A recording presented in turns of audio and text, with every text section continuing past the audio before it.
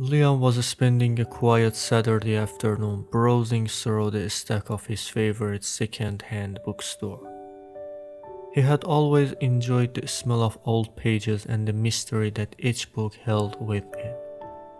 But today, as he pulled the dusty novel from the shelf, an envelope slipped out from between the pages and landed softly on the floor. Curious, Liam picked it up and saw that it was an old yellowed envelope, addressed to someone named Adam. The handwriting was delicate and beautiful, almost as if the words themselves carried emotions.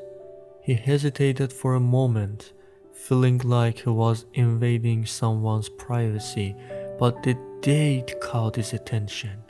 It was from nearly 50 years ago. Opening the envelope, Liam found a letter from a woman named Sarah.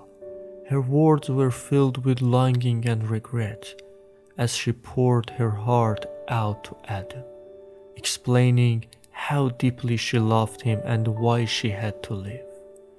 She mentioned how circumstances had kept them apart, but despite everything, she couldn't let go of her love for him. The letter ended with a heartbreaking farewell. Adam, if you ever read this, know that I never stopped loving you. Life may have taken us apart, but my heart will always belong to you. Liam was moved.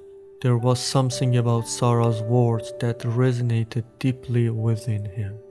He decided to find out more about her, maybe even discover if Adam had ever read this letter. With the bookstore owner's help, he traced the novel back to its previous owner, an old woman who lived in a nearby retirement home. Liam visited her, hoping she might know something about Sarah or Adam. The old woman, whose name was Mrs. Johnson, was initially reluctant to speak, but when she saw the letter, a tear slid down her cheek. Sarah was my sister, she whispered. She loved Adam deeply, but our family disapproved and they were separated. Mrs. Johnson explained how Sarah had left, and despite writing letters to Adam, she never heard back. Eventually, Sarah had moved on, but her heart had always remained with Adam. Liam was quiet for a moment before he asked, "Do you know if Adam is still alive?" Mrs. Johnson shook her head sadly. "I believe he passed away many years ago." Liam thanked Mrs. Johnson and left, feeling as though he had witnessed a love story from another world.